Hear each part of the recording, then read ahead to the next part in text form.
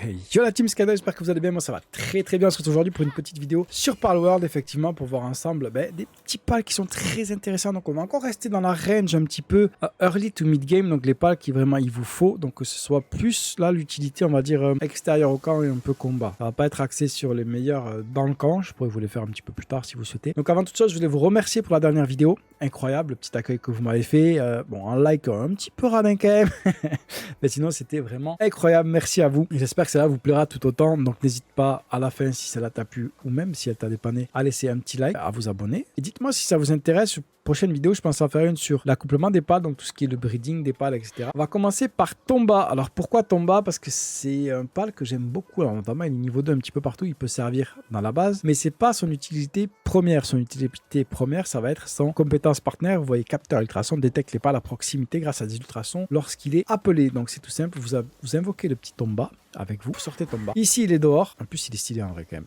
Franchement, il est pas mal. Là, je le vise, il esquive.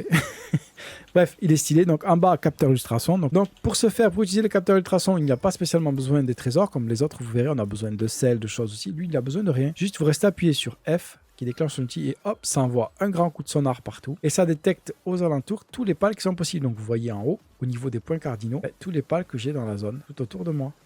Bon, il y en a, ça les énerve un peu apparemment quand même. Bon, voilà, il est un peu énervé, bon, on s'en occupe, c'est pas grave. Mais voilà, c'est des pales qui sont tout autour de vous. À savoir que ça a une portée de 100 mètres. Je crois le maximum c'est 102, 103, 106 mètres, un truc comme ça. Bref, ça a une portée pas si haute que ça, mais qui est super utile parce que vous voyez, je suis déjà à moitié de la recharge et je pourrais tout de suite renchaîner avec un petit capteur pour revoir un peu ce qui est dans la zone et m'en occuper. Donc Tomba, les gars, n'hésitez pas. Tomba est ici, c'est le numéro 68. Habitat, vous voyez que de jour, il n'est nulle part. Par contre, la nuit, vous le trouvez partout, notamment ici, qui est dans la zone des débuts. Donc voilà, dans les early, vous le trouvez direct, le petit Tomba. Donc n'hésitez pas à aller le chercher. Moi, je le trouve stylé. Je trouve qu'il peut beaucoup aider dans la base. Et en plus, ce petit capteur ultrason, je peux déjà le remettre. C'est vraiment une petite dinguerie. Donc, n'hésitez pas à aller chercher le petit Tomba. Deuxième pal super intéressant, donc c'est le Rushoir. On va l'appeler le sanglier ou le cochon, comme vous voulez. Pourquoi? Parce que c'est une monture terrestre qu'on peut trouver très rapidement. Donc, peut être utilisé comme monture pour se déplacer. La roche se brise plus facilement lorsqu'il est monté. Donc, ce petit détail a son importance. Pourquoi? Parce que lorsque vous l'invoquez, donc vous montez dessus. Donc pareil, pour pouvoir monter dessus, n'hésitez pas les frérots à vous faire la petite selle qui va bien ici. Selle pour ressort. Donc voilà, il faut la faire dans l'établi à pales, hein, je rappelle. Donc il est vraiment pas très rapide, même si ça peut dépanner, mais bon, voilà, l'endurance se consomme. Par contre, vous voyez, pour ça là, qui s'avère être du métal, que lui, nativement, si je le laisse à côté, il ne va pas l'éclater le métal pour en récupérer. Vous allez avoir besoin d'ailleurs de tonnes de métal et très rapidement. Mais lui, il ne farme pas le métal. Par contre, quand je suis dessus et que je mets une ruée mortelle, donc je fais clic gauche, boum, je tape dedans et ça me donne du minerai de métal. Donc ça va être au début votre façon de farmer le métal avant de faire la deuxième base dans la zone de métal, blablabla. Ça va être votre meilleur moyen de farmer du métal. Bon, nous, on est un peu riche, on profite, on peut jeter du métal. Ceci étant dit, il le fait aussi pour la pierre, ça fonctionne. Il est vraiment utile surtout pour ça, pour la récupération de la caillasse. Donc lui, par contre, c'est vrai que donc à la maison, il va vous récupérer que de la pierre. Il ne récupérera pas, même si vous avez du métal à côté, il ne va pas le récupérer. Le seul moyen, ça va être de le chevaucher et de rentrer dedans pour le récupérer. N'hésitez pas à avoir des petites passives qui vont aider pour ce qui est du travail, notamment à récupérer plus ou perdre mon endurance, tout ça. Donc lui, où il est, tout simplement, vous voyez, on spawn ici. Il est vraiment pas très loin du spawn. Donc voilà, n'allez pas trop dans les zones un peu plus haut level où ça peut être un peu plus embêtant. Juste là, dans le spawn, ici, juste ici, vous pouvez récupérer déjà votre petit sanglier. Pareil, n'ayez pas peur d'en récupérer plusieurs.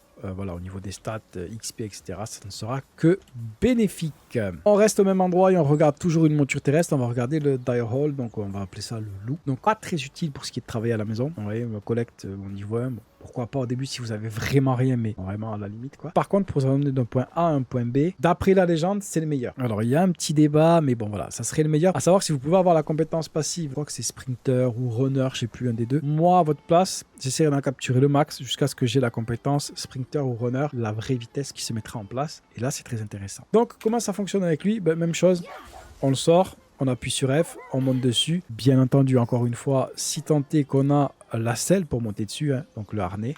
Donc même chose qui se fait à l'établi pour pal. Donc vous voyez déjà, c'est un peu plus fluide, même sans le sprint, que le cochon, qui était un peu plus galère. Et par contre, dès qu'on sprint, là, voilà, là, il a une vraie vitesse qui fait quand même plaisir. Donc voilà, autre praticité, bien sûr, vous appuyez sur clic gauche, lui il attaque, il va faire des dégâts. Mais si vous faites clic droit, c'est vous qui attaquez. Vous pouvez aussi ramasser des choses qui sont au sol en étant sur la monture. Ouais, par exemple, le petit caillou ici. peut le ramasser. Donc c'est vraiment pratique. Moi je me promène toujours en monture personnellement, je suis jamais à pied sur ce jeu. Donc faites-en autant parce que c'est ultra utile. Là je vous dis il y a un petit débat parce que, alors lui pour moi de toute façon c'est le plus rapide parce qu'il n'y a pas besoin de se prendre la tête, on appuie sur accélérer et ça part. Par contre, lui, moi par exemple j'ai la passive sprinter, donc j'ai vitesse de déplacement augmentée de 30%. Imaginez sur le loup comme ça peut être sympa. Mais lui, il a aussi un skill qu'on peut débloquer ou trouver sur les arbres. Je vous montrerai sur une prochaine vidéo les petits arbres à skill, comment ça se passe, qui lui permet de faire un dash. Et ce dash fait qu'il court déjà assez vite. Et en plus, ben, grâce à ce dash, il va pas plus vite, mais il se met un petit peu devant le loup, quoi.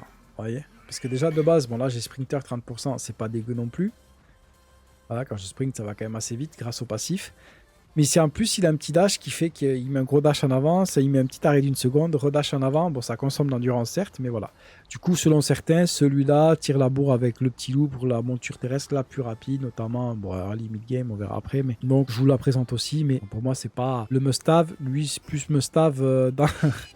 dans la base à casser les arbres. Voilà, pour ça oui, c'est un must-have parce qu'au début ben, il dépanne bien et on le trouve assez facilement. Bref, on va revenir sur notre petit loup ici. Notre loup, l'habitat, même chose, vous le trouvez assez rapidement. Voilà, dans ces premières zones, n'hésitez pas à aller le chercher. On peut peut-être trouver, voilà, ben lui, même chose. Vous le trouvez encore plus proche. Voilà, donc n'hésitez pas à les récupérer, c'est de jour comme de nuit, hein, c'est la même chose.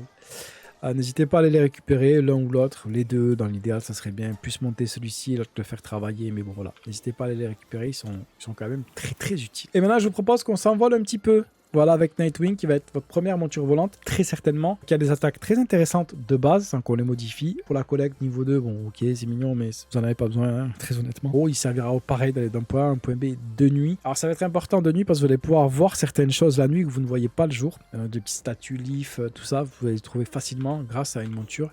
Donc pareil, vous restez appuyé sur le F, il vient vers vous, vous montez dessus. Même chose, il vous faut avoir la selle pour monter dessus, qui va être un peu plus compliqué à faire, mais honnêtement, vous y arriverez très rapidement et très early dans le jeu. Donc c'est très simple, ZQSD on tourne, on vole vers le haut avec espace, on vole vers le bas avec CTRL. Il attaque, je crois que c'est de la tornade.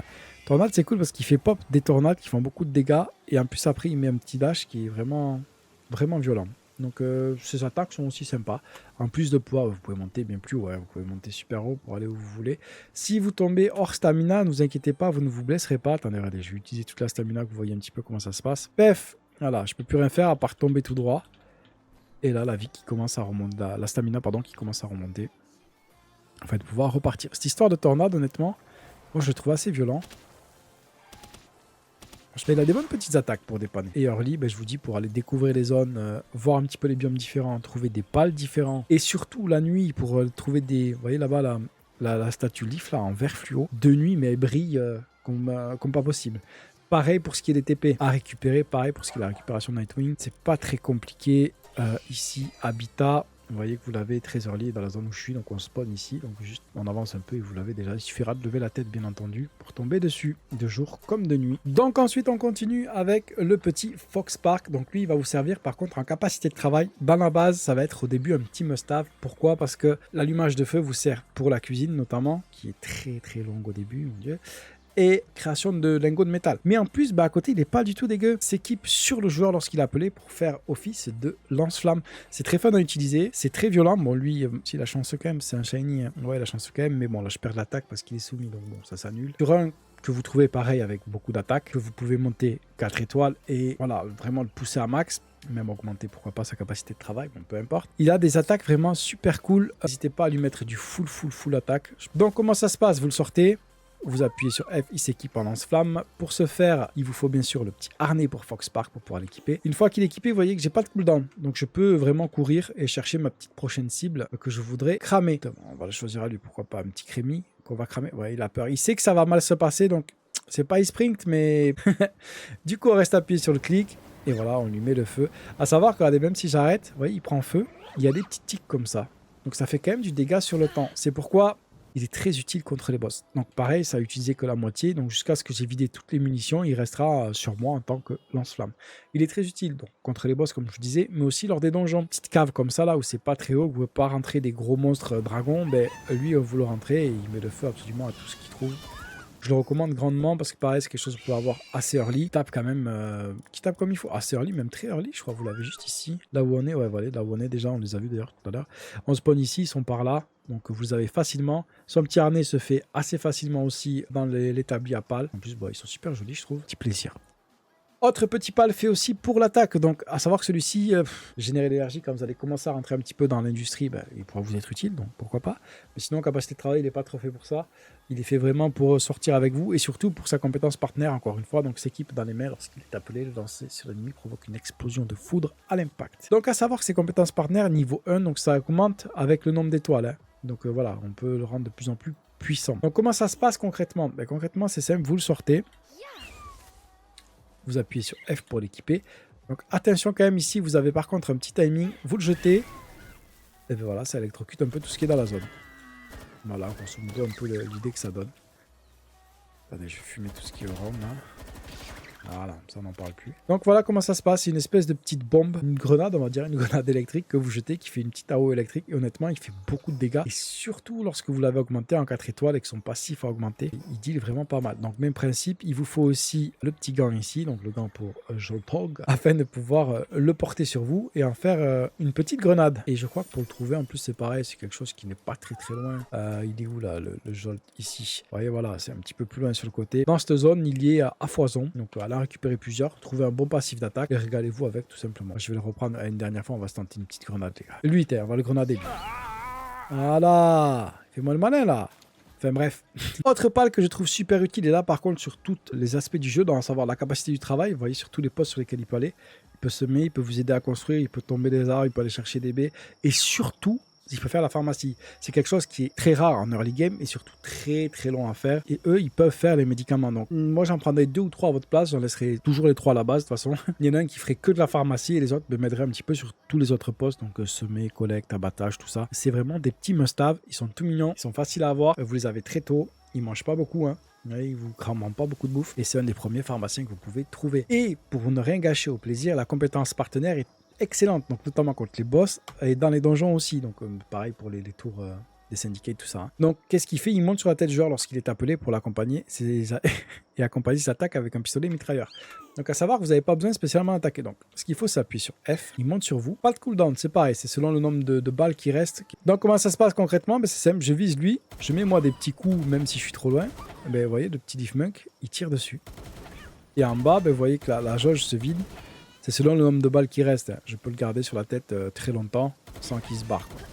Pareil pour le trouver, c'est pas très compliqué non plus. Vous l'avez ici, habitat. Voilà, sachant qu'on spawn juste là, il est dans ces endroits-là, de jour comme de nuit. Vous l'avez dans des zones early et assez safe. Donc. Et du coup, le dernier prix, ça c'est celui qui va remplacer, vous savez, le petit Cathy, le petit chat rose. Lui, c'est son évolution. Il fait semences, travaux manuels, abattage, transport, collecte. Dans la base pour tout ramasser, un des meilleurs. Sa compétence partenaire, ce coup-ci, il ne monte pas sur votre tête. Par contre, il se met à côté de vous avec un pistolet mitrailleur. Je ne l'ai pas débloqué, il tire, mais c'est anecdotique, ça ne sert pas à grand-chose parce qu'il rate les trois quarts de ses balles. Mais voilà, lui, c'est juste le petit bonus pour vous montrer de ce qui peut se passer en base qui peut être super utile. Et le dernier pal, les gars, alors celui-là est vraiment exceptionnel, c'est le Daydream. Donc, un pal que vous pouvez trouver que la nuit, dans les zones assez early aussi. Pour ce qui est de la capacité de travail, bon, là, il fait 2-3 trucs, mais c'est vraiment pas pour ça qu'on a récupéré.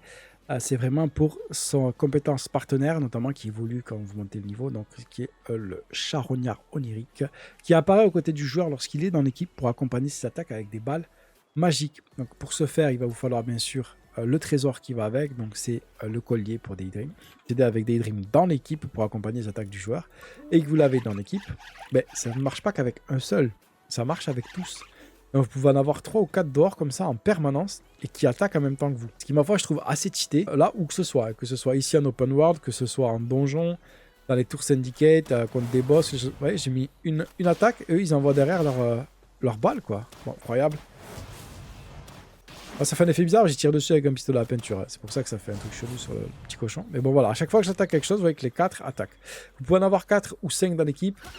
Personnellement, je suis parti pour 4. Pourquoi? Parce que j'ai pris le Crate. Donc c'est pareil, une bestiole que vous pouvez trouver assez tôt. Augmente l'attaque des pales de type ténèbres lorsqu'il est dans l'équipe. C'est pour ça qu'en général, je fais le combo 4 et 1. Lui, avec son passif, il augmente le dégât de tous les Daydreams qui sont dehors. Honnêtement, c'est ultra fun à faire. Je vous conseille de le tester et d'en récupérer quelques-uns. Prenez-en toujours 4, voire 5, mais je vous conseille le combo avec lui. Vous allez voir la différence de dégâts. Son habitat, forcément, de jour, il n'y a rien. Vous pouvez le capturer que de nuit. Et de nuit, ben, vous sortez du spawn, il est dans la porte, quoi. Vous voyez ce que je veux dire? Il est vraiment très facile à récupérer. Et très tôt, comme ça, vous pouvez avoir des pales qui vous suivent, qui mettent des gros cartons, pour que ça se passe très très bien. Donc voilà un petit peu ma sélection, les amis, des 10 pales que je trouve le plus utile, notamment pour ce qui est en extérieur, donc tout ce qui va être utilité, combat et passif. On reviendra, j'en ferai peut-être une pour ce qui est des mid to late game pales, qui là ça va être des trucs un peu plus gros et beaucoup plus énervés. Je crois que j'en ai récupéré la grande majorité, donc je pourrais vous faire une petite vidéo comme ça.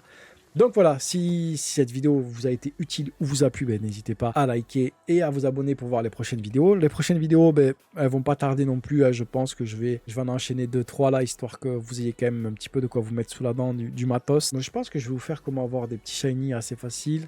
Tout ce qui est les passifs et les pales. Encore des petits trucs comme ça, un petit peu qualité de vie.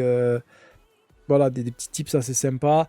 Et je crois que je m'occuperai du breed, tout ce qui est l'accouplement de pales, comme je vous disais au début.